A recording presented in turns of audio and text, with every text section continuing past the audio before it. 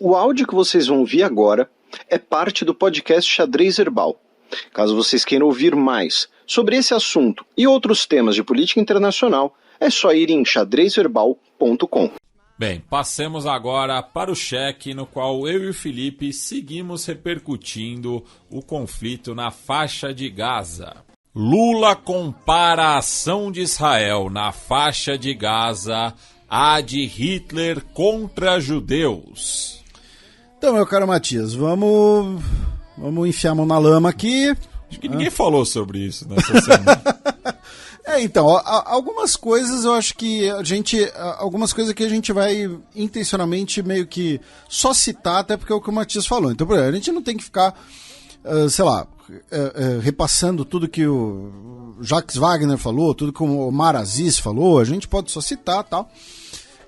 Acho mais interessante pra gente aqui é trazer o debate pra história também, inclusive, né? Inclusive fazendo um disclaimer lembrete pedido, tá? Eu escrevi 2 fios sobre isso lá no Twitter, recebi algumas críticas construtivas, recebi alguns xingamentos, disseram que eu não me importava com vidas, e blá, blá, enfim. Só queria lembrar o seguinte, gente, no Twitter, na @xadrezherbal, quem escreve sou eu. Então, às vezes algumas pessoas falam assim no plural, não esperava isso de vocês, quem escreve sou eu. Eu tô falando isso até pro Matias não pagar o pato pelo que eu escrevo, tá? Então se você, não, acho o perfil do Xadrez Herbal no Twitter uma merda, você tem o direito de achar e a culpa é minha, tá? Não é do Matias. Pô, quando eu endosso o Felipe, eu retuito. Então, Matias, vocês seguem lá no Joe Matias Pinto, tá? Joe YO, tá? Então vamos lá, qual foi, vamos ler aqui ipsis literis, tá, a resposta do Lula.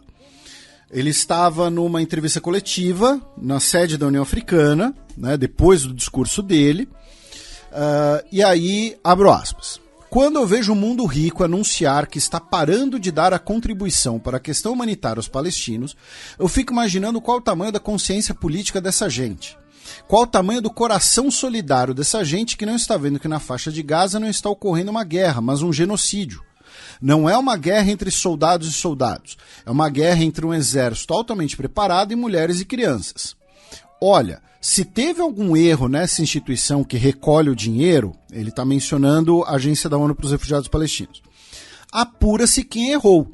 Mas não suspenda a ajuda humanitária para o povo que está há quantas décadas tentando construir o seu Estado. O que está acontecendo na faixa de Gaza com o povo palestino não existiu em nenhum outro momento histórico. Aliás, existiu quando Hitler resolveu matar os judeus. Então, vamos lá. Né?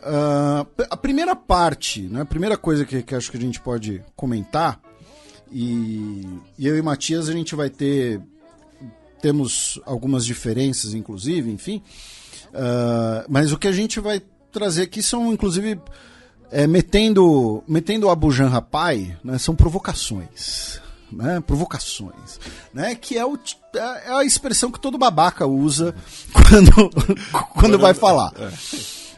Eu quero fazer uma provocação. Né? Aí você sabe que vem babaquice. Que vai jogar e vai sair fora. Também tem isso. Né? Infelizmente não dá pra gente fazer isso. Mas foi uma expressão feita numa entrevista coletiva para, principalmente, com um efeito retórico. Né? Então, comparar o que está ocorrendo na faixa de Gaza, que o Lula, né, frases antes, definiu como um genocídio. Tá? O Lula classificou como um genocídio, e essa parte eu acho que recebeu pouca atenção, inclusive, né? E aí eu faço inclusive um meia-culpa, né? Acabou se dando muita atenção para a comparação do que para o fato do presidente brasileiro ter oficialmente acusado um Estado de cometer um genocídio. Tá? E assim, gerou muito debate também a questão da escolha das palavras, mas o Lula, ele é conhecido, né, por falar muito de improviso, mas eu não acho que tenha sido o caso aqui. Inclusive, acho que teve um cálculo político discutido com várias pessoas relacionadas à diplomacia brasileira. Especialmente o Celso Amorim, né? Principalmente que estava com ele na ocasião. Né? O Mauro Vieira, inclusive, se não me engano, já havia voltado para o Brasil porque o Mauro Vieira precisava coordenar a questão do G20, né? Justamente. E outra coisa, aproveitando, né? Você falou assim, o Lula é conhecido por falar de improviso. Teve um tipo de reação no Twitter que foi assim, esse não sei quem, né? Falaram da gente, falaram do pessoal do Medo e Delírio em Brasília. Mano, chamaram o Cristiano Botafogo de liberal. Enfim, falaram assim, querem ensinar o Lula a fazer política. Não é ensinar o Lula a fazer política. O Lula é o presidente do Brasil, logo o que ele fala está sob escrutínio, está possível comentário. O Lula foi eleito 3 vezes presidente brasileiro, não é uma questão de ensinar a fazer política. E isso também não quer dizer que o Lula não possa, eventualmente, errar ou usar palavras erradas, enfim. E isso também não significa... Apontar um erro do Lula não significa equipará-lo, por exemplo, ao Bolsonaro. Né? O Lula comete erros, o Bolsonaro é um erro. E outra questão, né? Eu também acho que foi muito simbólico ele ter feito essa declaração na Etiópia, que é um país africano, mas que tem uma ligação histórica com Israel. Isso, né? É bem pensado, né? A comunidade dos Beta Israel, né? Que seriam os judeus mais antigos do mundo, né? Porque lembrando, os judeus etíopes reivindicam a descendência direta do rei Salomão, com a rainha de Sabá. Né? Isso, e inclusive a gente já repercutiu aqui recentemente como essa comunidade é mal vista por setores chauvinistas israelenses. Isso, por racismo. Né? Então, vamos lá. Mesmo tendo em mente que foi uma expressão, né, uma expressão para chocar, uma ferramenta retórica, alguma coisa assim, mesmo assim, ao meu ver, ela tem alguns problemas. Né? E aí eu vou pegar emprestadas as palavras do nosso querido Sérgio Catemberra, que já participou aqui do programa, o Sérgio Katz, lá no Twitter, que primeiro, né, ele fala que comparar, né, o sofrimento causado por massacres em massa não faz sentido. Alguns vão dizer que o Holocausto é o máximo do sofrimento humano, outros vão dizer que o sofrimento em Gaza, outros a escravidão, outros o extermínio dos indígenas nos Estados Unidos. E ele, inclusive, comenta, né, como as pessoas muitas vezes não olham para o que acontece na África, né, ele que é de origem congolesa. Novamente, né, quando a gente se refere a genocídios no século XX, não dá para esquecer Namíbia, nem o Congo belga. Né? E Ruanda, né? Também, pensando no pós-guerra. Eu estava pensando na questão mais colonial. Isso, mas, sim, sem dúvida. O caso de Ruanda justamente tem essas especificidades. Porque assim, o que acontece? Mesmo que você considere que o Lula tenha usado uma expressão, ele coloca ali um termo comparativo, né? Não existiu em nenhum outro momento. Existiu quando Hitler resolveu matar os judeus, ou seja, só naquele momento, né? E outro comentário do Sérgio é que mesmo a comparação entre massacres e massas não diminui a Shoah, né, o Holocausto, mas porque não existe régua para medir o sofrimento. E por que eu estou falando disso? Né? Porque entra uma questão que nem eu, nem o Matias vamos ter... eu vou usar uma expressão que hoje é um pouco... ficou batida, virou meme e tal, mas nem eu nem o Matias temos o chamado lugar de fala para comentar, por exemplo, que você teve sim judeus, inclusive judeus à esquerda do espectro político, judeus que votaram no Lula, que se sentiram atingidos, que se sentiram magoados, ofendidos. E aí, por exemplo, o nosso amigo Renato Levin, né, conhecido como Judes ou Need for Speed, que é sensacional, que é filósofo, né? Ele escreveu, né, aproveito aqui, peço emprestadas as palavras dele, né? Princípio ético fundamental. Não cabe ao não negro dizer como o negro deve sentir sobre racismo, assim como não cabe ao não judeu dizer como ele deve sentir quando se trata do Holocausto. A dor de quem sofre não pode ser tutelada por quem não a sente. Princípio ético. E aqui abro um parênteses também, porque boa parte, né, da classe política, independente do espectro ideológico, muitas vezes encara, né, de uma maneira errônea, de que a comunidade judaica seja um monolito. Isso.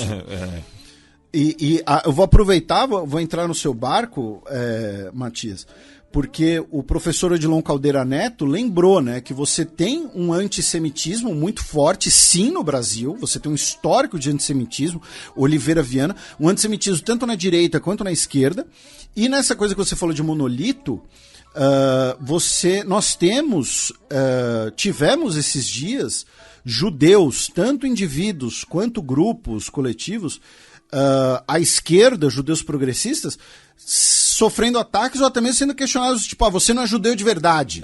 Né? Um deles, por exemplo, foi o Andrew Fishman, que é o editor-chefe, eu não sei se esse é o cargo correto, acho que é, vou conferir aqui, do Intercept Brasil, né, que ele na bio dele do Twitter está como presidente e co-founder do Intercept Brasil. Ele que é judeu, né, e ele recebeu, além de ameaças, né, você tem essa... o caráter judeu da pessoa é questionado, porque o judeu não poderia ser de esquerda, o judeu não poderia ser progressista. Você tem judeus antisionistas, inclusive, né? Então, também é importante lembrar, falar de antissemitismo no Brasil é frescura. Não é frescura. Antissemitismo, inclusive, é uma forma de racismo. Né? A origem disso é uma estrutura racialista, né? Racializada. Quem fala muito bem disso é a Hannah Arendt, no primeira parte do clássico dela sobre origens do totalitarismo, quando ela aborda o colonialismo e o antissemitismo. E aliás, aproveitando a sua citação, né, uma retórica que ficou muito em voga nesses dias, né, essa coisa, o que a Hannah Arendt e o Albert Einstein achariam das declarações do Lula. Eles foram dos primeiros críticos a partidos políticos, fundadores do Estado de Israel, que replicavam métodos fascistas. Isso, o Einstein escreve no New York Times que o Irgun, que a origem do tal Likud era um grupo fascista, e a Hannah Arendt, ela tem um artigo. A Hannah Arendt nos últimos tempos se tornou muito polêmica, né? Porque a própria Hannah Arendt também não é um monolito. O caráter da obra dela foi mudando, ela foi ficando um pouco mais conservadora com os passar dos anos, né? Mas ela tem um artigo seminal que ela fala que Israel, sendo fundado, cercado de países inimigos e com uma sociedade já militarizada, tornaria-se a nova Esparta, que é o que acontece hoje. Hoje você tem um país que é centrado no serviço militar. O serviço militar é a experiência definidora do cidadão israelense. Tá? Não à toa. Assim, qual é o rito e ao contrário de Esparta para as mulheres também. Isso. Qual é o rito de passagem do jovem israelense? Ele acaba a escola, serve ao exército, passa lá 2 ou 3 anos, né, se é mulher ou homem. Depois, normalmente passa 6 meses ou 1 ano viajando pelo mundo para desopilar, muitas vezes pela América Latina, pela Ásia, pela Índia, Sudeste Asiático. Eu, por exemplo, quando estive pela primeira vez em Córdoba, capital, no interior da Argentina, o albergue em que eu fiquei hospedado nas 2 primeiras noites, parte dos computadores, os teclados estavam em hebraico. Isso, porque ele faz o serviço militar e vai fazer mochilão pela América Latina. E aí é aquela coisa, tem um primo que mora na Argentina tem uma grande comunidade judaica. E aí depois do serviço militar, ele muitas vezes ou vai trabalhar, muitas vezes em kibbutz, ou vai fazer faculdade. E o ramo que ele vai seguir muitas vezes foi determinado pelo serviço militar. Porque no serviço militar, você faz lá os testes de aptidão e tudo mais, você é bom em comunicação, você vai para a rádio do exército, que é a principal escola de jornalismo de Israel. Você vai para o serviço médico, vai virar enfermeiro de combate, aí depois você vai fazer medicina. E por aí vai. Então, o serviço militar israelense é uma experiência definidora da sociedade israelense. Né? O jovem que não faz o serviço militar, seja por objeção de consciência ou por problemas de saúde, ele tem que fazer algum serviço público para compensar, e mesmo assim, muitas vezes, ele é mal visto. Tá? Se distancia de vizinhos, de colegas de escola, essas coisas. Então, a primeira parte é essa. Né? Mesmo o uso, uma expressão para uso retórico, ela tem suas complicações devido ao fato de poder atingir pessoas, né, os sentimentos de pessoas, e, né, essa questão de comparação de sofrimento, e importante essa lembrança também, né? Existe sim antissemitismo no Brasil e existem também as pessoas que têm o seu judaísmo questionado, uma forma de antissemitismo, inclusive, devido às suas posições em relação ou ao Estado de Israel ou às ações do governo de Israel. Aí a próxima parte que a gente entra, que também é uma discussão muito interessante, é a historicidade da comparação. E aí a gente vai entrar num debate que a gente não tem como esgotar aqui, obviamente, que é sobre o excepcionalismo ou não do Holocausto. O que eu já comentei aqui no programa, inclusive, é que eu acho muito problemático quando o nazismo é comparado a outros eventos, porque o nazismo teve um caráter singular, que foi a criação de um aparato burocrático industrial de assassinato de pessoas.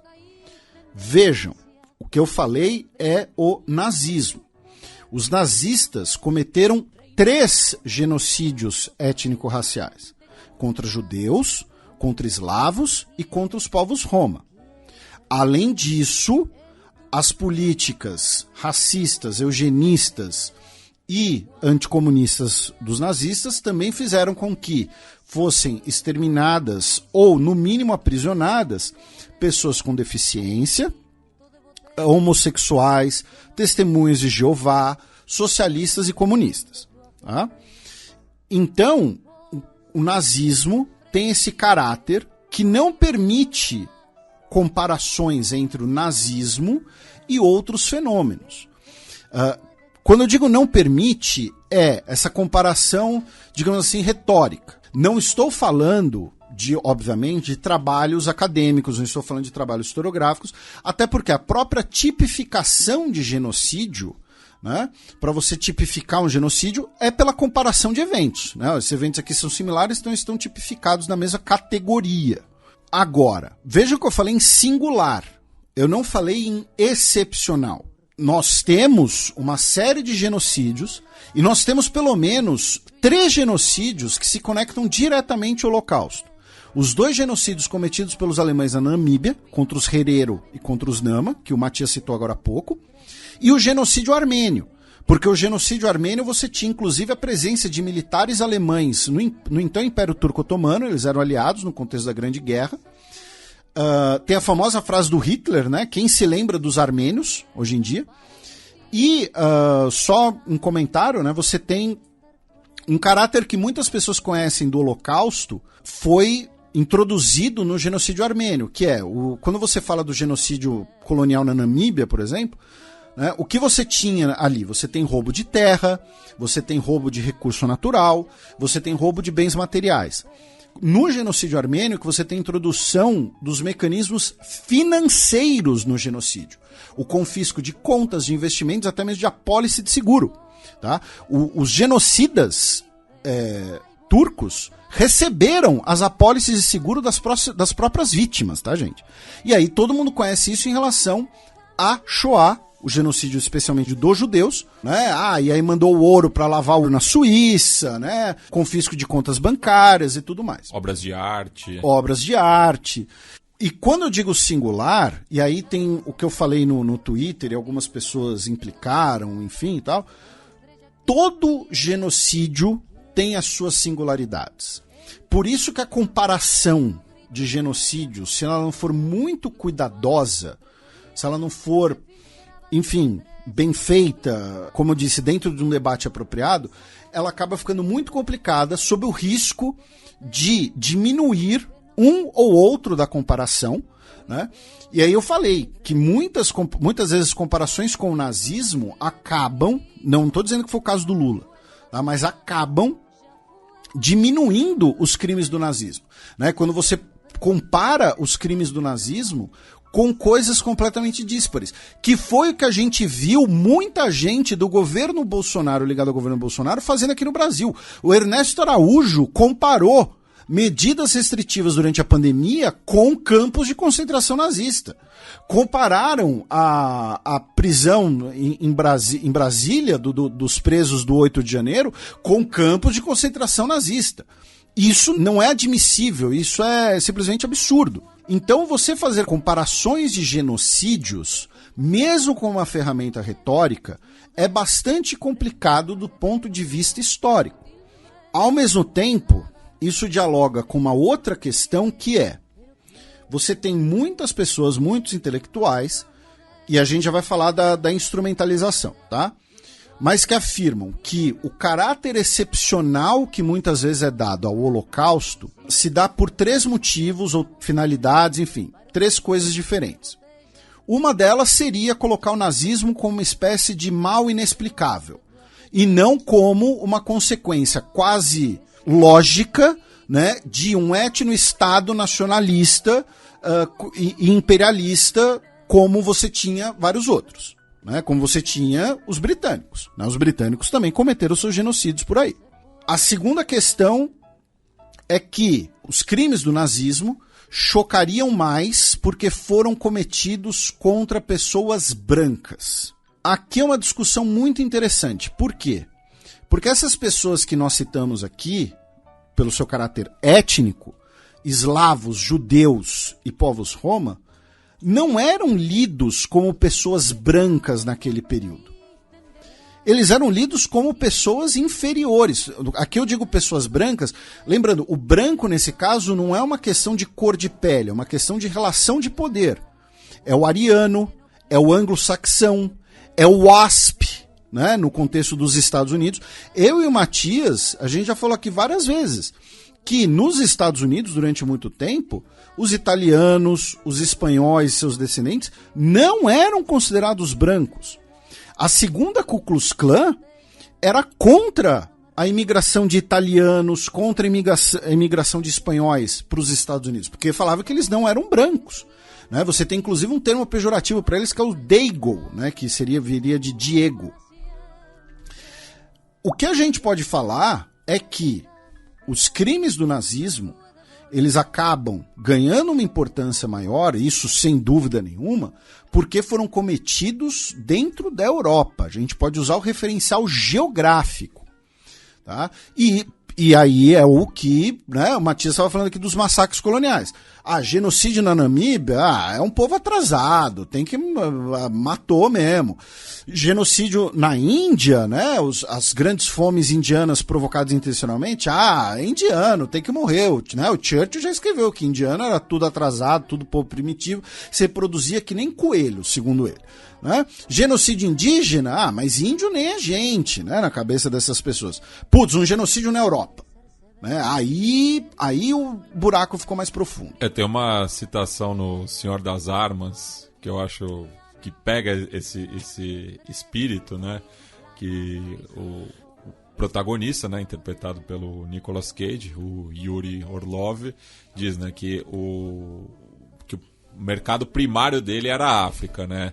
11 grandes conflitos envolvendo 23 países em menos de uma década. Era o sonho molhado de um contrabandista de armas. Num momento que o Ocidente podia se importar menos porque tinha uma guerra de brancos no que sobrou da Iugoslávia. Então. E aí, claro, hoje, em 2024, poloneses, ex-iugoslavos, ucranianos são lidos como brancos, mas em 1939 não eram, tá? Vamos lembrar que os Estados Unidos eram um dos corações do antissemitismo do mundo, inclusive.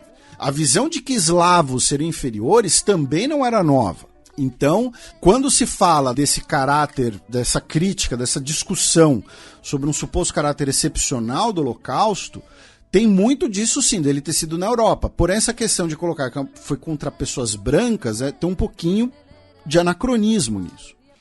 E claro, por ter sido cometido na Europa, contribui para o fato de que o Holocausto contribuiu para a tipificação do crime de genocídio.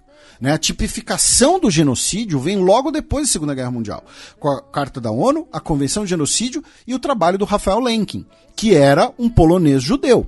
Mas, repito, os crimes cometidos pelos nazistas, que incluem o Holocausto, mas não apenas o Holocausto, têm sim esse caráter extremamente singular dessa máquina de matar, dessa máquina burocrática industrial. Assim como, né, o genocídio do Khmer Vermelho, no Camboja, também vai ter as suas características singulares, assim como o genocídio timorense vai ter as suas características singulares.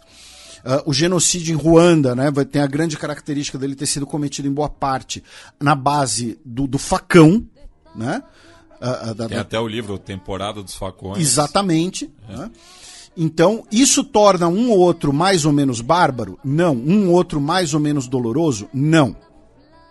No caso do nazismo, isso que eu aponto sobre essa máquina burocrática industrial, se trata talvez do ápice da inversão das responsabilidades que são normalmente atribuídas a um Estado nacional.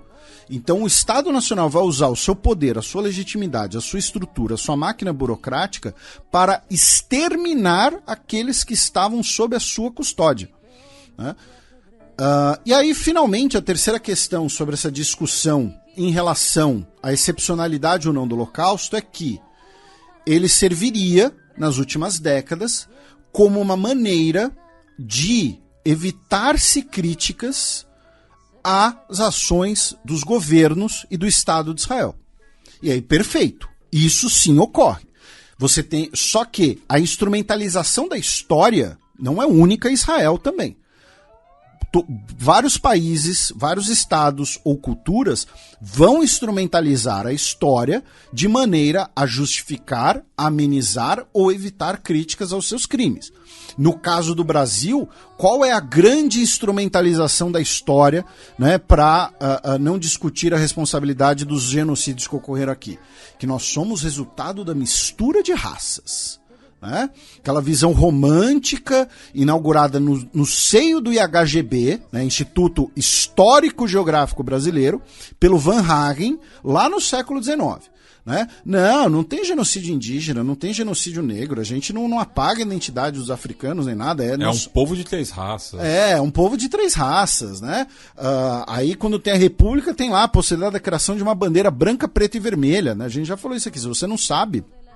A bandeira que hoje é do estado de São Paulo foi desenhada para ser a bandeira do Brasil, tá? E as 3 cores do estado de São Paulo eram para representar as 3 raças. Inclusive desenvolvida pelo escritor maldito Júlio Ribeiro. Isso, e o Barão do Rio Branco também chega a desenhar uma que é bandeira, acho que da cidade de Rio Branco, inclusive, que também é preta, branca e vermelha, né?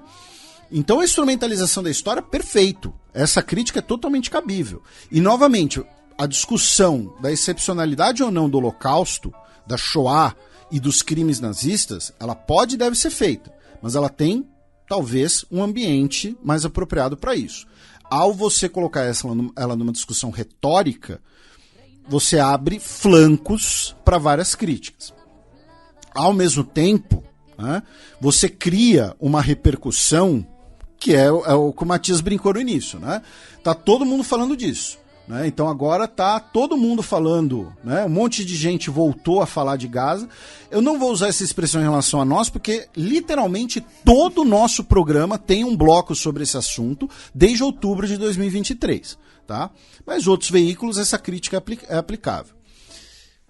Para os nossos ouvintes, né, que pensarem assim, mas eu não sei se eu concordo com vocês, né? Acho que o que o Lula falou é super apropriado, tal, perfeito, tá? Você tem o direito a pensar isso. E aí eu vou deixar 3 sugestões, inclusive nesse sentido.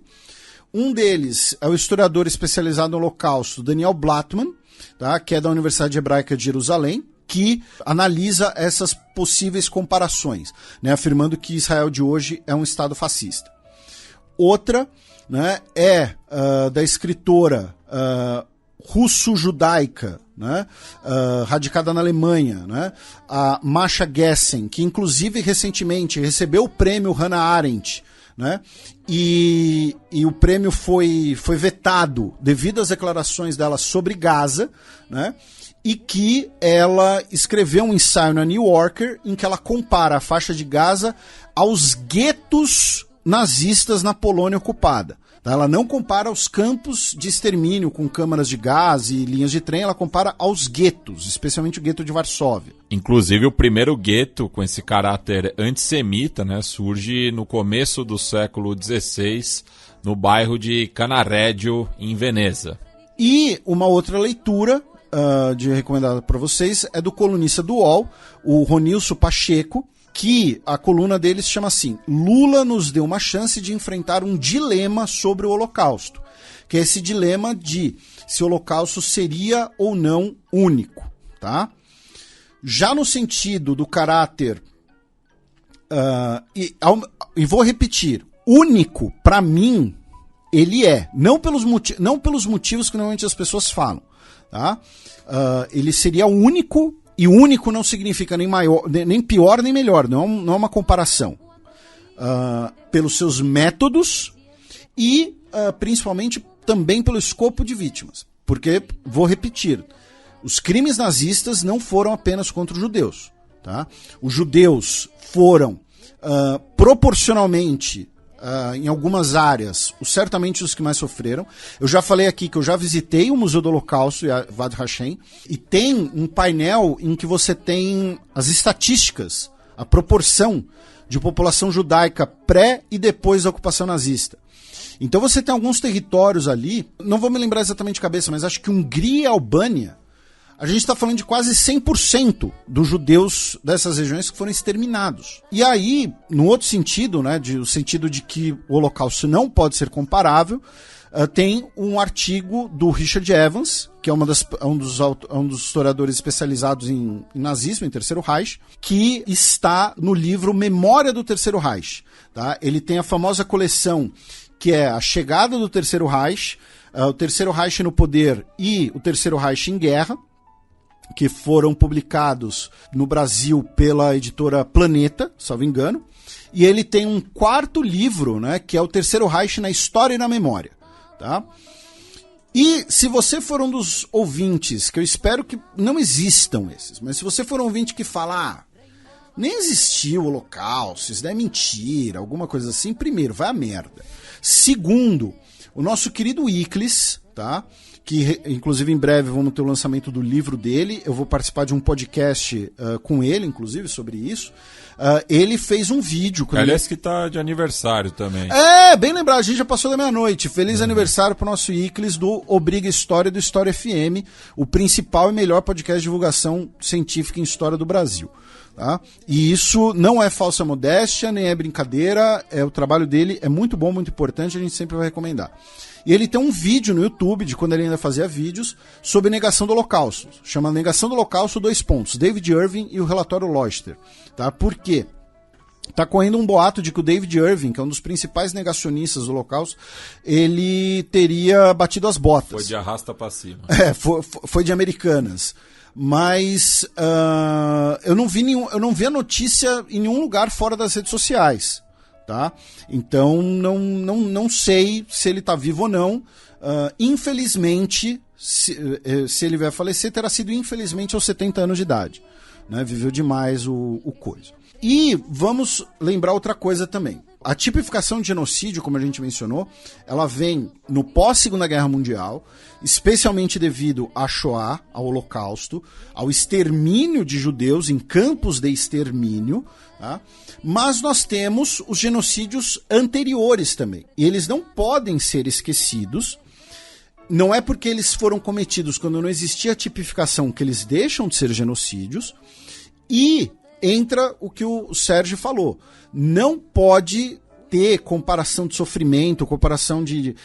não pode ser sommelier de genocídio. Inclusive, eu sofri essa acusação no Twitter, ao meu ver, foi um problema da minha comunicação, porque o que eu estava falando é justamente o contrário.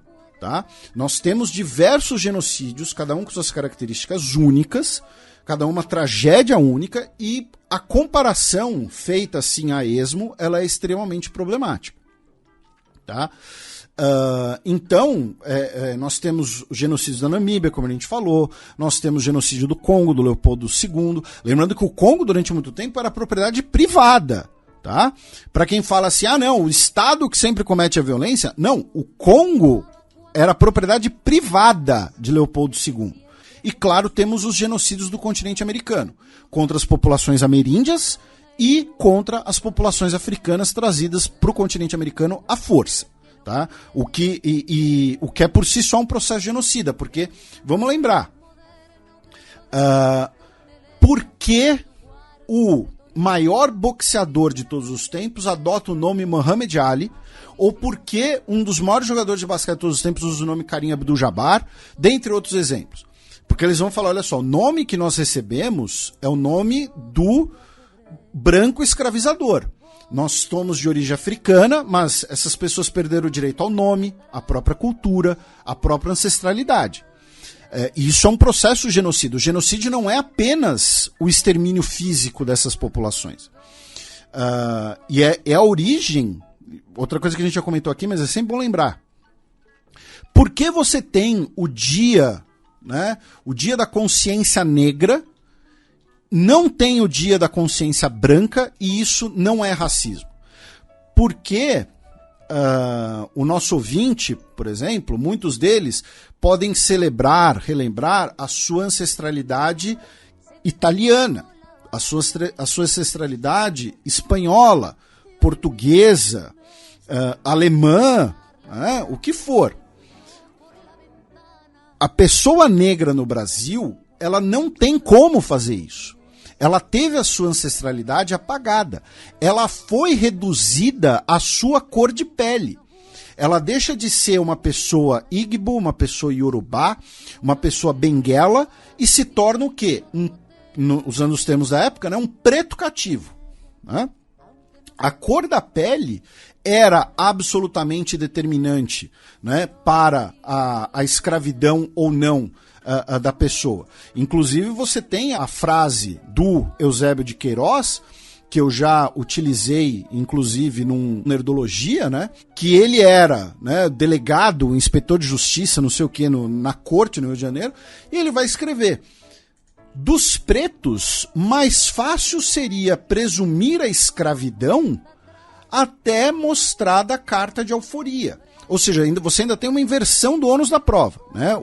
Aquela pessoa que deveria provar que é inocente, não o contrário, livre no caso, né? Pela sua cor da pele.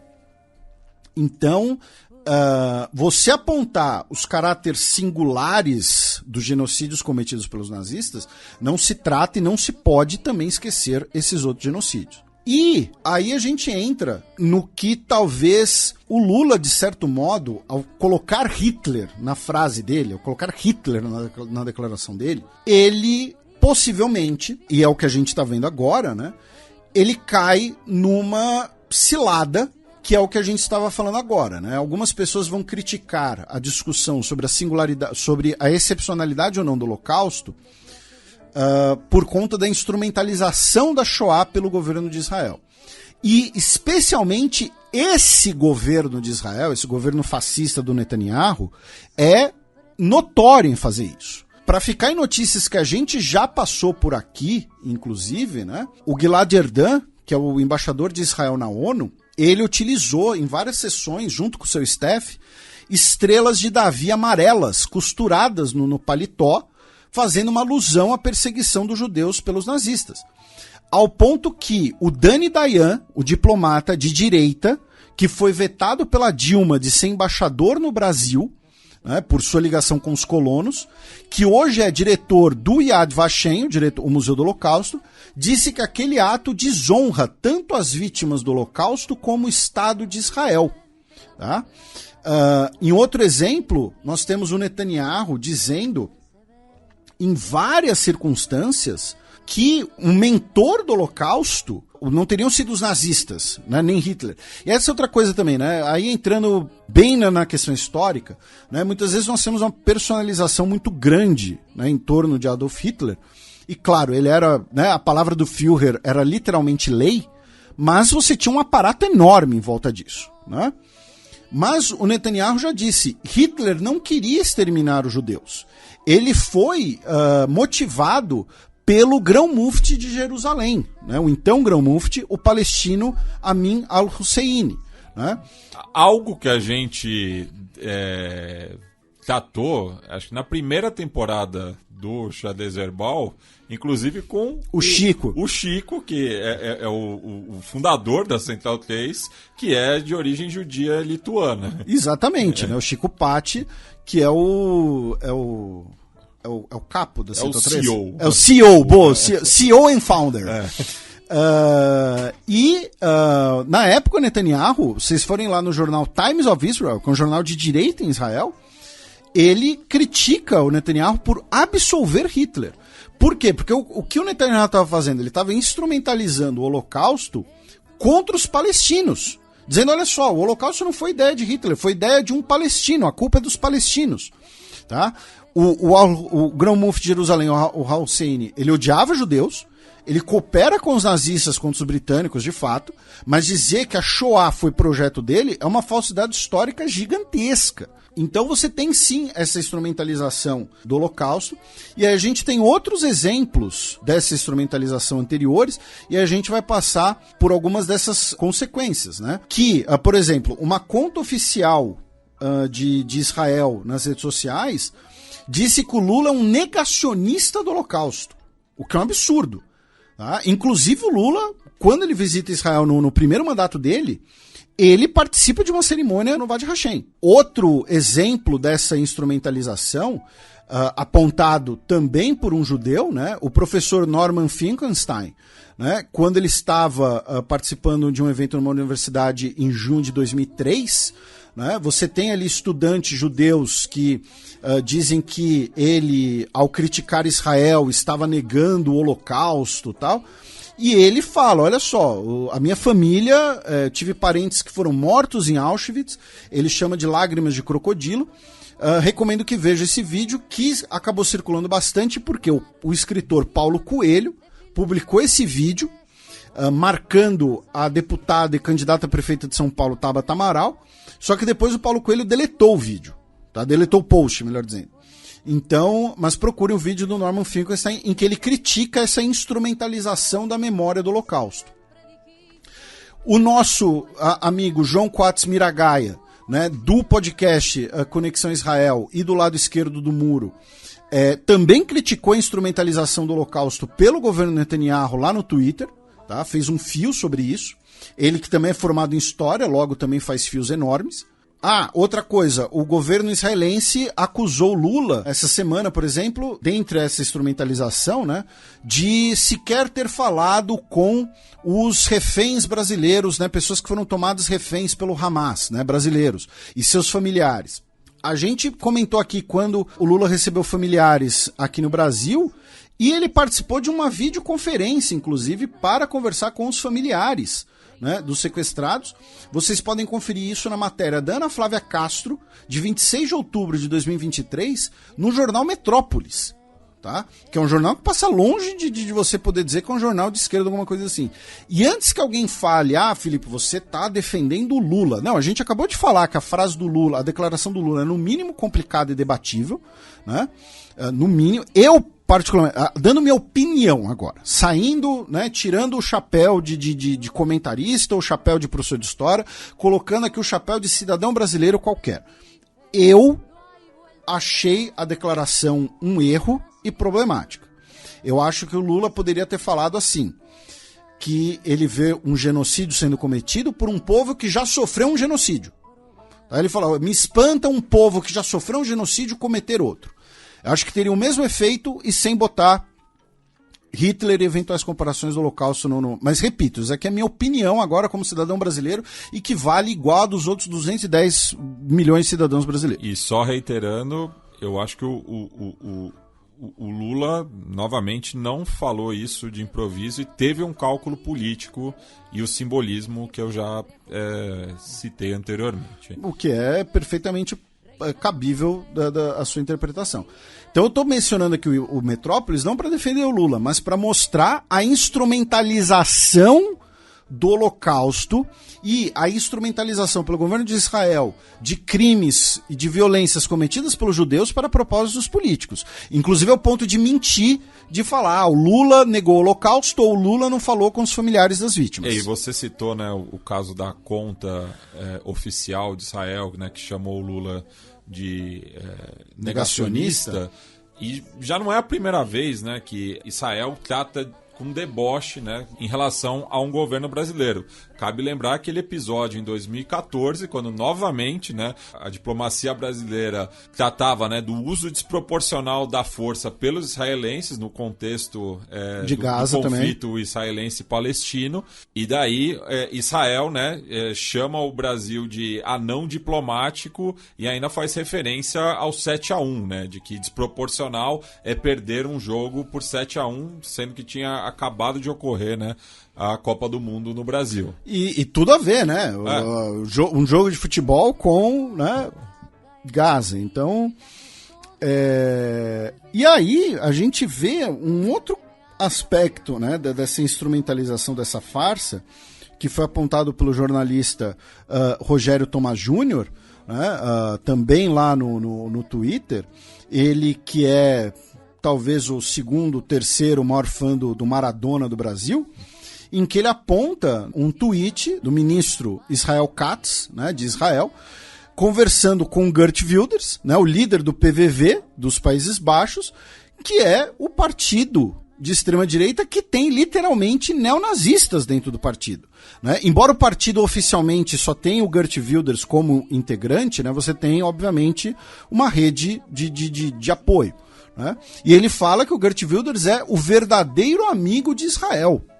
Então vejam como é uma instrumentalização, tá? Total, né, do Holocausto. Você usa o Holocausto para criticar um governo que você não é aliado e ignora o fato de que um possível governante aliado, né, tem simpatizantes neonazistas. Aí, meu caro Matias, vamos passar para uma brevíssima linha do tempo, né, da crise diplomática, né, de fato. No dia 18 ainda, o Netanyahu disse que as palavras do presidente do Brasil são vergonhosas e graves, que banalizam o Holocausto, prejudicam o povo judeu, o direito de Israel a se defender. Comparar Israel ao Holocausto nazista e a Hitler é cruzar uma linha vermelha, tá? Né, a famosa declaração da linha vermelha. Aí o governo israelense convocou o embaixador brasileiro em Israel, o Frederico Mayer, que é um diplomata de carreira e que, pelo que já conversei com várias pessoas, um diplomata bastante respeitado e competente, chamou ele para uma reprimenda. Né? Até aí, isso é normal. A questão é que essa reprimenda, né, e novamente, quando eu falo que é normal, é o seguinte, várias vezes a gente fala aqui no programa, convocou o embaixador, né, mandou o embaixador, expulsou o embaixador. É você chamar o embaixador do outro país e falar, olha só, não gostamos disso e disso e disso, temos essa condenação, podemos fazer isso, isso, isso, aquilo, gostaríamos que vocês fizessem isso, aquilo, outro.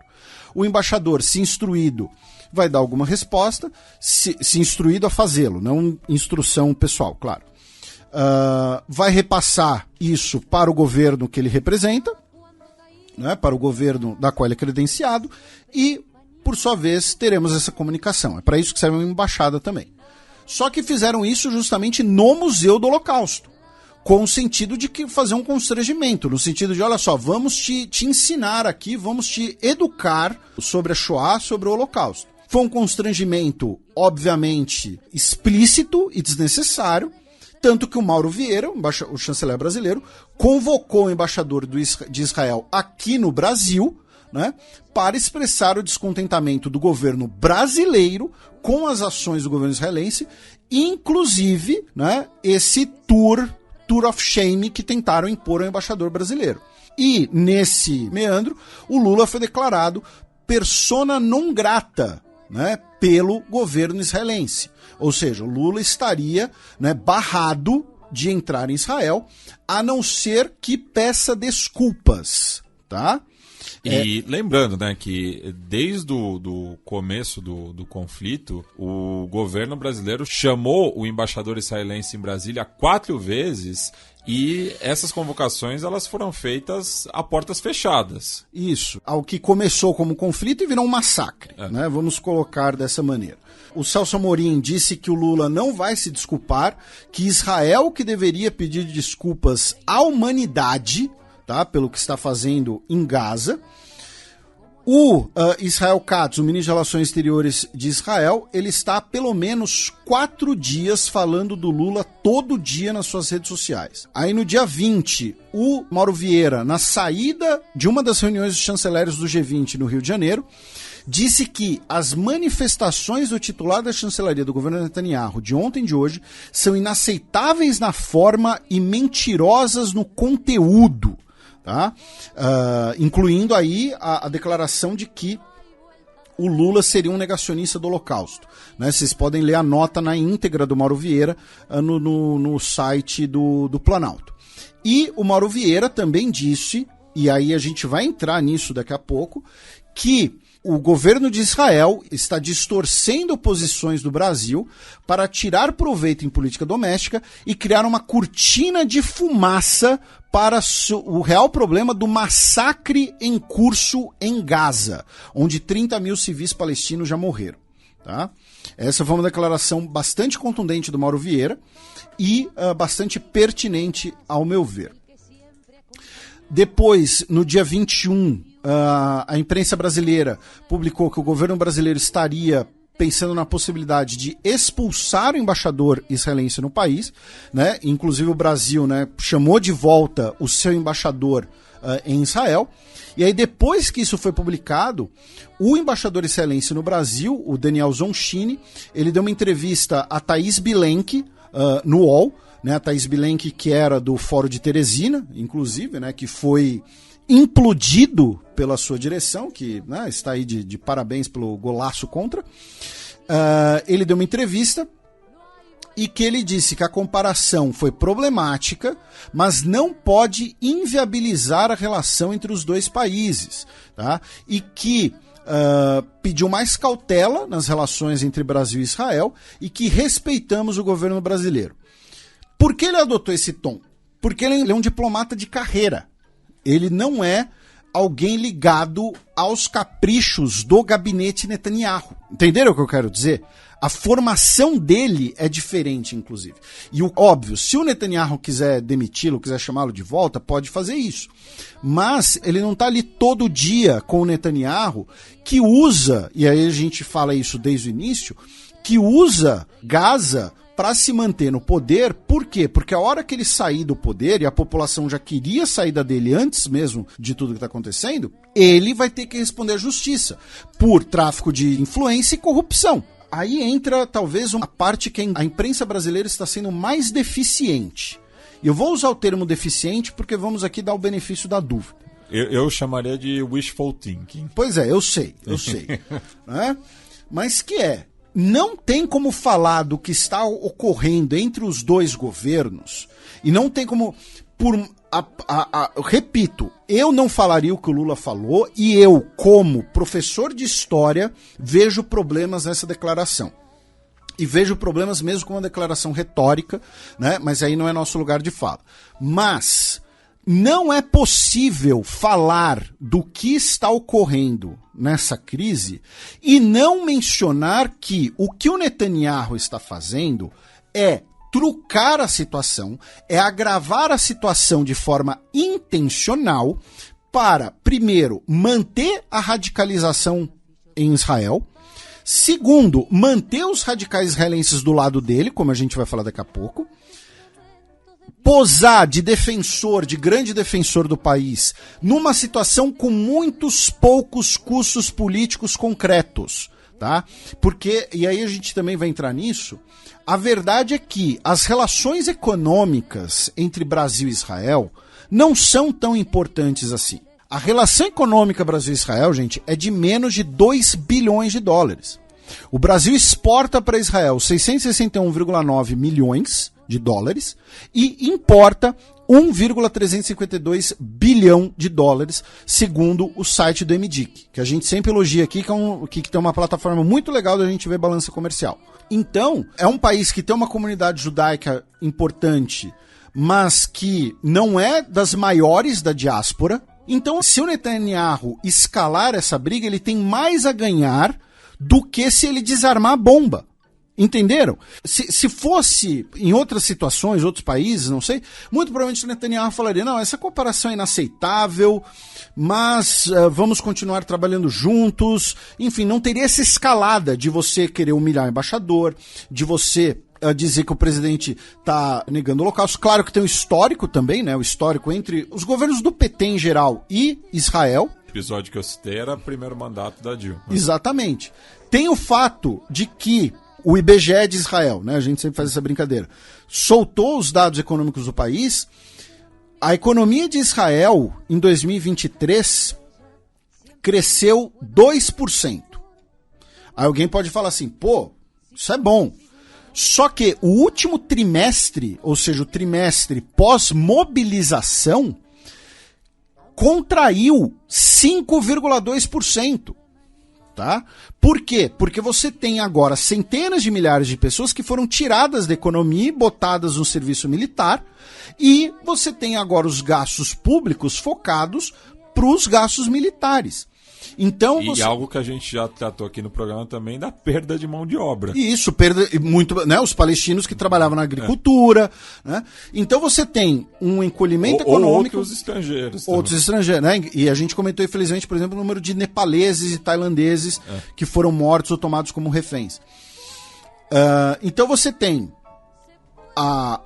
o radicalismo do governo fascista Netanyahu. Você tem a necessidade política do Netanyahu de manter a situação radicalizada, você tem o preço econômico disso, e você tem o fato de que Israel tem se tornado, ano após ano, um ator importante na política doméstica brasileira. E a gente já vai falar um pouco mais disso também. Na verdade, acho que a gente já pode começar a entrar nisso. Quando eu falei dos laços econômicos entre os dois países, teve gente no Twitter falando de delírio de sanções econômicas.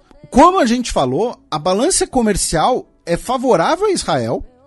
Israel recebe muito turista brasileiro, devido ao turismo religioso, de diversas vertentes cristãs, tá? Católicos, evangélicos, enfim. E judaicos. E judeus também, claro. Então teve gente falando do delírio de sanções. A única possibilidade, e aí o que acontece? Programa passado, a gente mencionou que a Embraer vai exportar pelo menos 30 dos cargueiros 390 para a Índia. E esse avião, assim como a montagem dos Gripen no Brasil, inclui peças de origem israelense. Peças, tá? De origem israelense. Se Israel decidir impor sanções ao Brasil, pode talvez prejudicar esses projetos da FAB? Talvez. Por que eu digo talvez? Porque recentemente nós tivemos o caso dos veículos de combate fabricados em parceria com a Iveco, né, que você tinha um componente alemão que foi substituído por um componente nacional. Então, é possível que esses componentes sejam substituídos por componentes de outras origens? Eu não sei. Se você é nosso ouvinte e é engenheiro aeronáutico, eu sei que nós temos pelo menos um ouvinte que trabalha na Embraer, ou tínhamos, não sei se ainda nos ouve, né? Eu tava falando do blindado Guarani, né? Eu fui colar o nome aqui porque eu não lembrava. Tava com vontade de falar piranha, mas obviamente não era piranha. Se você souber disso e quiser nos escrever, quiser fazer um comentário, ou mesmo um e-mail e não queira que a gente fale a sua identidade, fica à vontade, tá? contato@xadrezherbal.com. Então esse papo de sanções e tal é maluco. E aí eu tava falando, né, que um dos interesses em Israel em escalar essa situação, porque Israel hoje é um ator político interno importante no Brasil. Inclusive, né, nesse dia 21, a Folha de São Paulo publicou uma matéria dizendo: o embaixador de Israel não vai a ato de apoio a Bolsonaro, na coluna da Mônica Bergamo. Ele não pode, tá? Pela Convenção de Viena. Tá? Ele não pode. Se ele for, ele é sujeito à expulsão. E é uma interferência em assuntos internos. Porém, obviamente, você tem essa importância interna, então manter a crise acesa, como eu disse, a crise começa com a frase do Lula, perfeito, mas manter a crise acesa também interessa ao governo de Israel, até para criar um problema interno para o governo brasileiro, né? Como já temos visto aí, é o pedido de impeachment por conta disso. Isso, que não vai dar em nada. Sim, é retórica da oposição. E até uma contraditória, né? Porque se a gente for citar os episódios de relativização do nazismo e do Holocausto por parte de muitos dos parlamentares que assinaram o pedido de impeachment, enfim, sobra poucos. Pois é, tem um que disse que meu avô combateu na Legião Galícia, né? E tudo mais, né? Um lá que usa barba, enfim. Pois é. Mas, inclusive, é o 18º pedido de impeachment contra o Lula, porque impeachment no Brasil virou parlamentarismo, praticamente, né? Mas gera uma dor de cabeça. O Rodrigo Pacheco já disse que não tem chance disso avançar, disse que nada abala a relação com Lula, porém o próprio Pacheco cobrou, né, uma eventual retratação. Na base aliada de destaque foi o Jacques Wagner, né, do PT da Bahia, que é judeu, né? E ele disse que passou do ponto porque foi a maior barbárie do século XX. Só que ele disse que a indignação do presidente é uma indignação humanista. Aí tivemos o Omar Aziz, que é de origem árabe-palestina, exatamente, né, falando, né, a favor da comparação. E, nesse sentido de Israel se tornar um ator importante, o Israel Katz, que é o chanceler de Israel, ele tem tuitado em português, dizendo, por exemplo, que o Lula cuspiu na cara dos judeus brasileiros. Ou seja, ele está falando de assuntos domésticos brasileiros. Aí vamos falar um pouco de posições internacionais sobre isso e outro problema que eu estou vendo na cobertura internacional. O Celso Amorim disse que a fala do Lula sacudiu o mundo. Muito provavelmente, como você estava falando, né, de cálculo político, esse cálculo político, se ele ocorrer, ele foi ligado ao Celso Amorim e, consequentemente, ligado à Organização de Cooperação Islâmica e à Liga Árabe, né? Inclusive, teve um jornalista, agora não me lembro quem foi, que disse que 70 países teriam endossado, né, a declaração do Lula. Mais 70. Né? Que é a soma de Organização de Cooperação Islâmica e Liga Árabe, basicamente. Aqui na América Latina, os governos de Colômbia e Bolívia, né, declararam apoio, né, às declarações do Lula. E o Pepe Mujica, que a gente já citou antes, ele tuitou apenas assim: viva Lula, viva Brasil. Para bom entendedor. Para bom entendedor. E aí você tem o Joseph Borrell, da União Europeia, ficando meio ali em cima do muro e tal.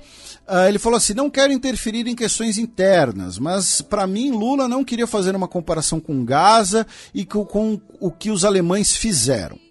E aí nessas visitas de chanceleres nós tivemos, né, o Antony Blinken dizendo que discorda, né? Ele disse que amigos podem discordar e trabalhar juntos, que não há comparação com o Holocausto, mas entende as motivações do Lula. A ministra alemã, né, a Annalena Baerbock, disse que o Holocausto não pode ser comparado a nada, e o ministro de Relações Exteriores da Noruega, também aqui no Rio de Janeiro, disse que também não pode ser comparado. Só que o que é interessante da gente mencionar, então a gente viu, né, a Alemanha, um país diretamente ligado a esse evento histórico, né, falamos do Antony Blinken, principal potência do mundo, falamos de países ou de lideranças que demonstraram apoio ao Brasil, mas aí tem uma coisa que é interessante, que é o seguinte: o presidente de Israel, né, o Isaac Herzog, ele publicou lá no Twitter, falando assim: condeno veementemente tais acusações e a distorção imoral da história e apelo a todos os líderes mundiais para que se juntem a mim na condenação inequívoca de tais ações. E o que se seguiu foi um grande som de grilo na comunidade internacional. E, ao meu ver, algumas pessoas erroneamente interpretaram isso como apoio ao Brasil. Ao meu ver, isso está errado, por quê? Na verdade, antes de ser um apoio ao Brasil, eu não vou dar a mão para o Netanyahu. Antes de pensar, vou brigar ou não com o Brasil, vou brigar ou não com o Lula. Né? O Lula que é uma liderança internacional importantíssima. Você pode odiar o Lula, mas isso é um fato. Antes de pensar isso, pensaram, eu quero parecer que eu tô dando a mão pro Netanyahu? Então, esse som de grilo, né, esse cri na comunidade internacional, na minha interpretação, na minha análise, tem mais a ver com isso do que, como eu disse, um apoio ou condenação direta em relação ao Lula. E claro, o fato de que o Brasil vai sediar o G20, então ninguém quer comprar briga nesse momento, ninguém vai comprar uma briga com o risco de falar, não, então não vamos mandar o nosso representante pro G20, não vamos, né, quem vai pro G20 vai ser o sub do sub do sub. Não, ninguém vai fazer isso nesse momento. E o peso econômico brasileiro em muitos desses países, né, o peso econômico do comércio com o Brasil em muitos desses casos. Aí nós vamos para o nosso próximo tópico, que é a questão de que o cenário internacional, o cenário do apoio internacional mudou nos últimos meses. Em outubro de 2023, nós tivemos uma onda grande, muito grande na época, de solidariedade e apoio a Israel depois dos ataques do Hamas. Isso é fato. Mesmo países que naquele momento demonstraram esse apoio e solidariedade, nos últimos meses mudaram sua posição, devido desde a ideia de que está ocorrendo uma punição coletiva, até os países que acusam Israel de estar cometendo um genocídio. E nessa última semana, devido a esse crescente escrutínio, né, das ações israelenses, e também pelo fato de que, aparentemente, o governo fascista do Netanyahu já não se importa com mais nada e já não se importa nem mesmo a não mais produzir provas contra si mesmo, né? Nessa última semana, nós tivemos, junto com essa, entre aspas, crise com o Lula, nós tivemos diversos exemplos correndo pela imprensa mundial do nível atual de violência ou então de ações deliberadas do atual governo israelense em relação a Gaza. Começou, por exemplo, pela publicação no Los Angeles Times, que é um dos principais jornais dos Estados Unidos, de um artigo escrito pelo médico Irfan Galaria, que é um médico da Virgínia, que ele já ganhou um prêmio de Top Doctors da Virgínia. Eu entrei no site pessoal dele para pegar a capivara dele, que se chama assim: eu sou um médico americano que foi a Gaza. O que eu vi não era guerra, era aniquilação. E é um artigo pesadíssimo e que circulou, tá, muito, tá? Não só nas redes sociais, mas também nos Estados Unidos. Depois, o ministro Eli Cohen, né, de Israel, ele publicou. Ele é ministro de Energia, no caso, ele foi ministro de Relações Exteriores, inclusive quando o Xadrez Herbal já existia. Ele apareceu na TV e ele publicou nas suas próprias redes sociais, tá? Se o preço dos acordos de paz é um Estado da Palestina, então eu abro mão dos acordos de paz. Um Estado palestino não vai existir. No dia 19, o canal 13, que é a Globo de Israel, digamos assim, publicou uma matéria, um Globo Repórter, para manter a analogia, sobre os palestinos que foram tomados como prisioneiros agora em Gaza, né, a situação deles nas prisões israelenses. E a própria televisão palestina mostrou o que são uma série de violações das convenções de direito internacional humanitário. E nesse aspecto também veio a público o uso do estádio Armuk em Gaza também, né, o principal estádio de futebol na faixa de Gaza como centro de tortura e detenção, o que, fazendo uma analogia, lembra o uso do Estádio Nacional de Santiago, por exemplo. Pelo pinochetismo, foi inclusive o seu tweet, exatamente, método pinochetista, qual eu concordo plenamente. E nesse sentido também, as tropas israelenses que invadiram e destruíram o estádio também, acabaram roubando, né, uma bandeira do Glasgow Celtic, que havia sido entregue, né, em solidariedade ao povo palestino, lembrando do apoio, né, que a torcida do Celtic tem dado à causa palestina. Exatamente. Aí... E só aproveitando, né, que a gente está falando de uma questão irlandesa, vamos dizer assim, né, já que o Celtic é um clube fundado por refugiados irlandeses fugindo da grande fome, a RTE, que é uma das principais redes de televisão da ilha, veio a público admitir que o grupo The Irish Human in Harmony foi censurada de se apresentar no Late Late Show, que é um dos principais programas da rede, usando roupas e símbolos que remetessem à Palestina. Aí, no dia 19, nós tivemos imagens de palestinos correndo para alcançar a ajuda humanitária das Nações Unidas e tropas israelenses abrindo fogo contra eles. Depois, no dia 20, nós tivemos bombardeios aéreos israelenses contra a cidade de Rafah, horas antes da votação do Conselho de Segurança da ONU sobre um eventual cessar-fogo.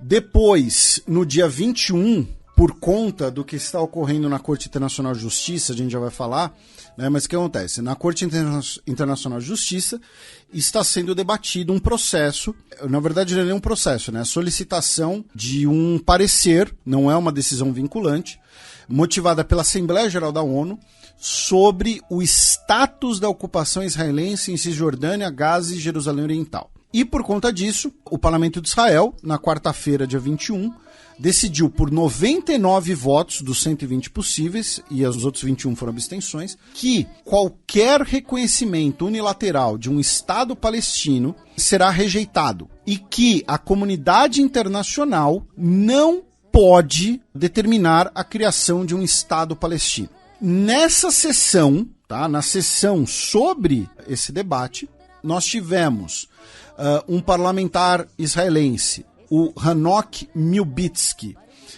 falando, ele que é do Likud, tá, o partido do Netanyahu, que é o partido criado no seio do Irgun, dizendo a um parlamentar de origem árabe, né, um cidadão árabe israelense, o Ayman Odeh, isso, que é liderança do Hadash, que é o partido anti-sionista da extrema-esquerda, né, que no momento tem 4 cadeiras no Knesset.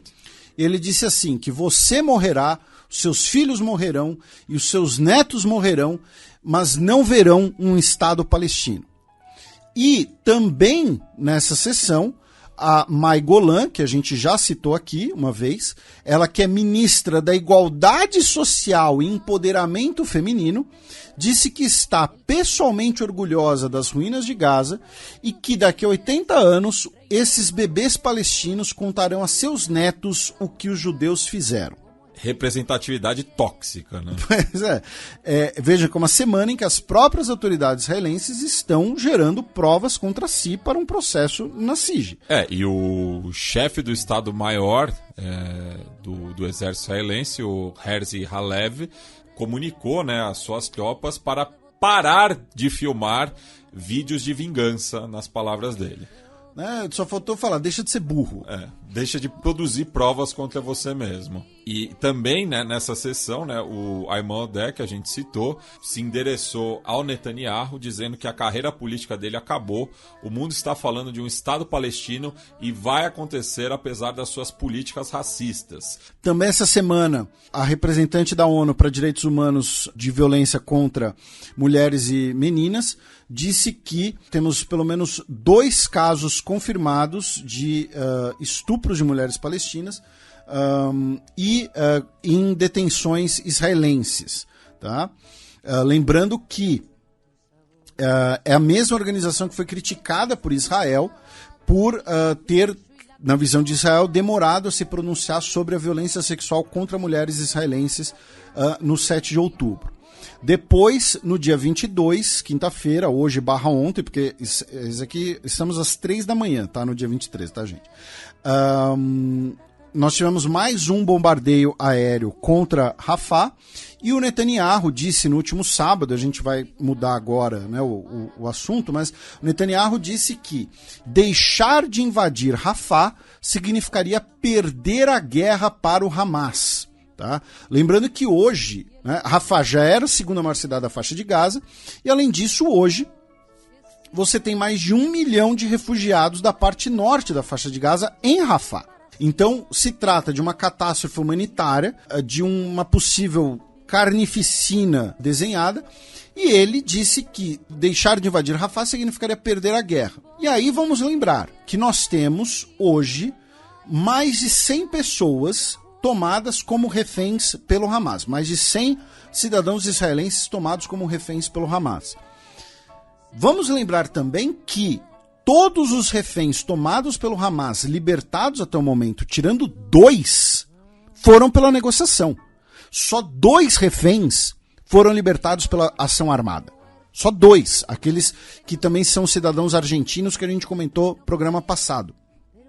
Então, novamente, o Netanyahu não está nem aí para os reféns, gente.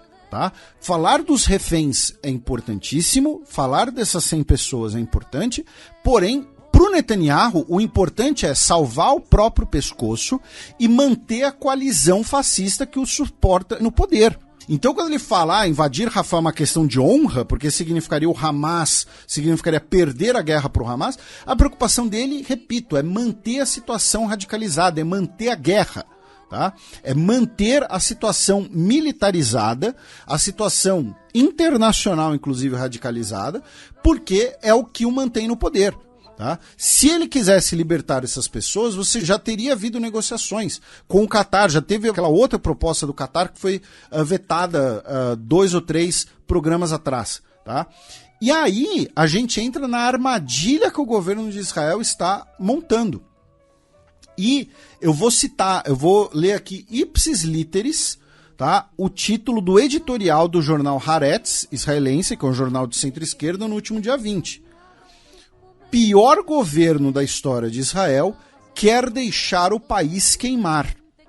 Por quê? Porque na mesma semana, o Netanyahu disse que os seus comandantes militares estão trabalhando com o dia 10 de março como prazo para a invasão de Rafah, a não ser que os reféns sejam libertados.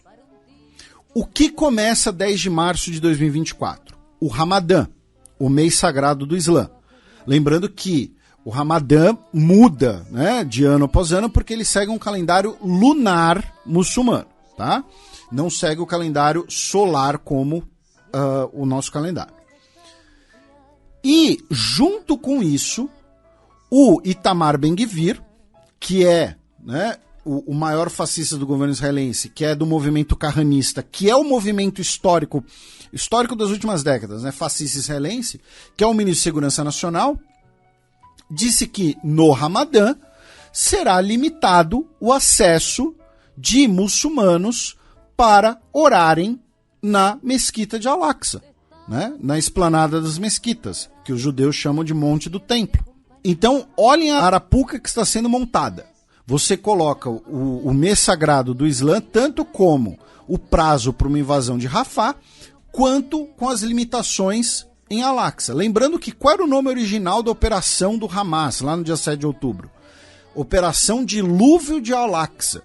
E que uma das justificativas era a vingança pelas ações israelenses, pelas ações da polícia israelense na esplanada das mesquitas. Então você provavelmente vai ter manifestações, vai ter protestos, vai ter ação da polícia, e aí você vai ter uma justificativa para manter a crise, para manter a situação radicalizada. Essa semana tivemos o início das audiências, tá, do processo que eu mencionei, do pedido de parecer, na verdade, né, movido pela Assembleia Geral da ONU, em dezembro de 2022, ou seja, mais de um ano atrás, para que a CIJ, a Corte Internacional de Justiça, emita um parecer sem poder vinculante, tá? Não é uma decisão jurídica, é uma opinião, tá? Um conselho, sobre o status da ocupação. Nesse processo, 52 estados e 3 organizações internacionais vão participar. Trata-se do processo na CIGIE com o maior número de participantes em todos os tempos, tá? E aí teve muita página sensacionalista dizendo que o Brasil entra na Corte de Haia declarando ilegal a ocupação, né? Não. Esse processo, repita, de dezembro de 2022, a participação brasileira, né, como um dos atores, um dos estados participantes, já estava prevista, tá? Repito que são 52 países, as audiências vão até o dia 26 de fevereiro, então não tem nada a ver, não tem ligação direta, melhor dizendo, as declarações do Lula com as declarações do governo brasileiro na CIGIE. O primeiro país a se pronunciar foi justamente a representação palestina, afirmando que ocorre uma situação de colonialismo e de apartheid na região. A África do Sul manteve, né, as suas críticas do outro processo da CIGIE. Os Estados Unidos se opuseram à ideia de que Israel seja obrigado a se retirar dos territórios palestinos sem as devidas garantias de segurança, tá? E dizendo que um processo de criação do Estado de Israel deve vir a partir da cooperação direta entre israelenses e palestinos. Lembrando que os políticos israelenses já rejeitaram isso. E aí, o gabinete, né, a conta do primeiro-ministro de Israel, não a conta do Netanyahu, a conta do primeiro-ministro de Israel, no Twitter, disse que Israel não reconhece a legitimidade dos procedimentos na Corte Internacional em Haia sobre a suposta legalidade da ocupação, que é um esforço desenhado para prejudicar o direito de Israel de se defender contra ameaças existenciais. Os procedimentos em Haia são parte de uma tentativa palestina de ditar os resultados das conversas diplomáticas sem negociação. Continuamos a rejeitar isso. O governo e o Knesset estão unidos em rejeitar esse inaceitável curso de ação. Vocês podem, né, ler na imprensa, no próprio site da CIGIE, né, os sumários, né, os resumos das apresentações, né? A China também já apresentou, enfim, vários países já se apresentaram. Da CIGIE, meu caro Matias, nós vamos para o Conselho de Segurança, começando pelo fato de que no último dia 19 foi comentado, né, começou a se especular que o governo Biden estaria preparando uma resolução no Conselho de Segurança para uma trégua em Rafah, mas que mantivesse o direito de Israel à sua autodefesa. Os textos preliminares dos Estados Unidos já está circulando, né, dentre as delegações do Conselho de Segurança da ONU. Porém, todavia, entretanto, mas, o que nós tivemos no último dia 20?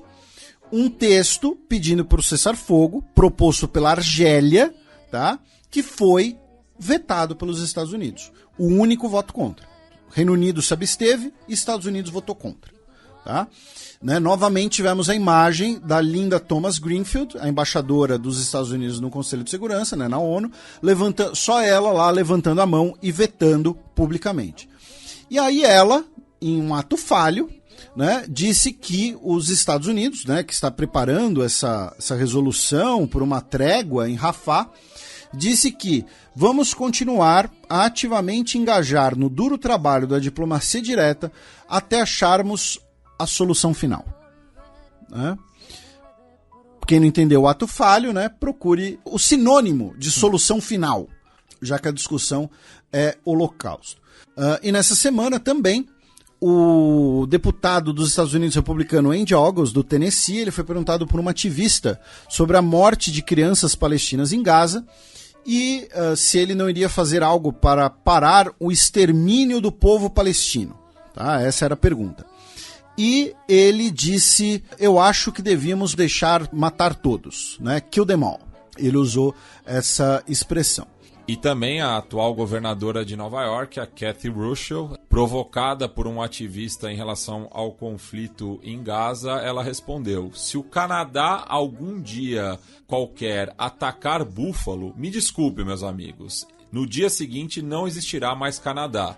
É uma reação natural. Você tem o direito a se defender e ter certeza que isso nunca ocorrerá de novo. O curioso é que recuperaram uma frase do Biden em 1982 no contexto do conflito libanês-israelense. Fazendo a mesma analogia com o Canadá. Pois é. E ela é de Buffalo, né? Então, que tá bem na fronteira. E vamos lembrar aqui, né? Por que a gente tem que sempre passar por essas declarações de políticos internos dos Estados Unidos? Porque hoje o que mantém as ações israelenses em Gaza é o governo dos Estados Unidos. É o apoio. Inclusive o apoio militar direto com o fornecimento de munições dos próprios stockpiles das Forças Armadas dos Estados Unidos. Tá? Né? A gente já falou aqui, os Estados Unidos mandou ajuda militar para Israel das suas próprias reservas, já que a ajuda não estava sendo votada no Congresso. O Mauro Vieira denunciou, né, a inaceitável paralisia do Conselho de Segurança da ONU, dizendo que isso resulta na morte de inocentes. E pensando nessa trégua e pensando também no pós-guerra, essa semana foi vazado na imprensa dos Estados Unidos que as autoridades israelenses querem uma administração em Gaza sem nenhum elo com Hamas ou com a autoridade palestina. Então, assim, em relação à autoridade palestina, não deveria haver problema nenhum, né? É você criar um espantalho para manter a situação do jeito que está. Também na imprensa dos Estados Unidos, mais especificamente no Wall Street Journal, a inteligência dos Estados Unidos não teria sustentado, não teria dado apoio às afirmações de Israel de que membros e pessoas em posição de decisão da Agência da ONU para Refugiados Palestinos estariam cooperando com o Hamas. Tá? Repito, Wall Street Journal que publicou isso. Que é um jornal, como o próprio nome diz, ligado ao establishment financeiro dos Estados Unidos. O Joseph Borrell, mais uma vez citando ele aqui, disse Terceira vez no programa, hein? Pois é, já pode pedir música. Uma música sobre selva. Ele disse que espera uma proposta dos países árabes para o cessar-fogo em Gaza. Tá? E aí a gente vai fechar esse enorme bloco, mas acho que a gente fez um trabalho razoável. Se você discorda, concorda, enfim, tem opiniões, enfim, fica à vontade, desde que seja de forma construtiva, tá? Se você vier com antissemitismo, se você vier com islamofobia, se você vier imputando a mim ou ao Matias comportamentos inaceitáveis, enfim... poucas. Depois não reclama se... eu fui bloqueado pelo Xadrez Verbal, eu só disse que eles não ligam para um genocídio. Então vai se fuder. Todo respeito, né? O programa deixou de ser family friendly. Com todo respeito nenhum. O programa deixou de ser family friendly. Começando pelo fato de que no início da semana o Egito realizou mais uma venda, né, de propriedades estatais egípcias, incluindo aí hotéis históricos na bacia do Nilo. Por que isso é importante? Porque a gente sempre menciona aqui, colonos israelenses falam, os palestinos de Gaza tinham que ir para o Egito. O Egito não quer isso. Primeiro, para não ser cúmplice com uma limpeza étnica. Segundo, porque o Egito também é inimigo do Hamas. E terceiro, o Egito está numa crise econômica profunda, tá? Para receber mais de 1 milhão de refugiados da noite para o dia. Outra notícia do dia 19 é que os Houthis reivindicaram um abate de um drone Reaper dos Estados Unidos. Segundo o governo dos Estados Unidos, o drone caiu de um acidente, mas os Houthis reivindicaram o abate. No dia 18, a tripulação de um navio de carga de uma empresa britânica abandonou a embarcação depois dela ter sido danificada no Mar Vermelho. Se a embarcação abandonada vier a afundar, vier a pique, será o primeiro naufrágio causado pelos Houthis. Falando em embarcações, vários jornais publicaram uma matéria do fato de que um navio que está transportando 19 mil cabeças de gado em pé do Brasil para o Iraque está ancorado perto da cidade do Cabo, na África do Sul, esperando para poder seguir viagem, e a cidade toda estaria tomada pelo cheiro, tanto de esterco quanto de animais mortos, tá? Sociedades de prevenção à crueldade de animais teriam visitado o navio, dizendo que a situação lá está inimaginável, tá? Os navios estariam basicamente abandonados.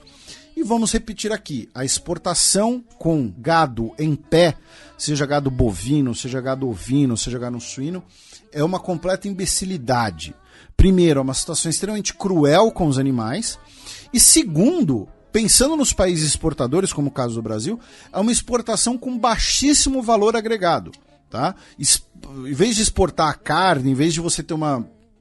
ligada com a indústria dos frigoríficos, tá? Não, você exporta o animal em pé numa situação completamente desumana, tá? Então, assim, é uma situação completamente absurda e tomara que se um dia os ETs chegarem aqui, eles façam o mesmo com você, tá? Na Turquia, o governo turco prendeu 5 cidadãos egípcios ligados à Irmandade Muçulmana, incluindo Mahmoud Hussein, que é um dos líderes da Irmandade Muçulmana, que teve a sua cidadania turca revogada. Tá?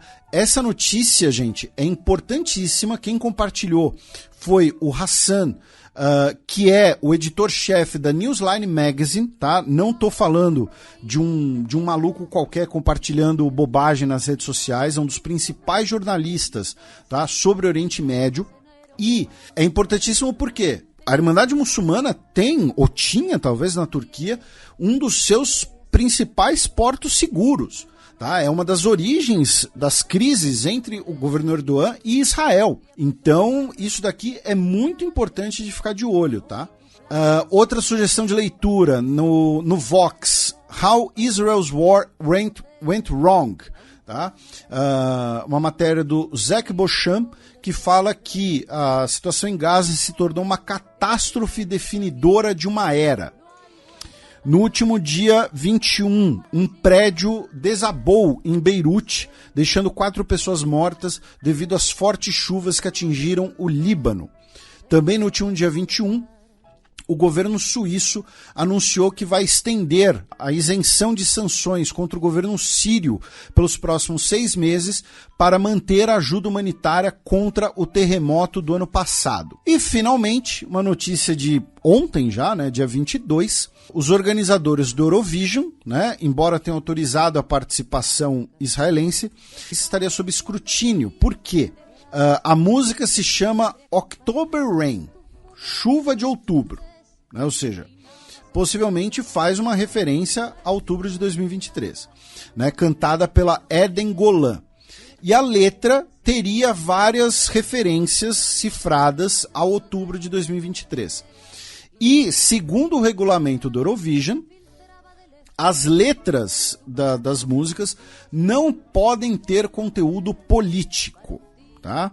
Então, se eles decidirem que a letra tem conteúdo político, ela pode até mesmo ser retirada da competição.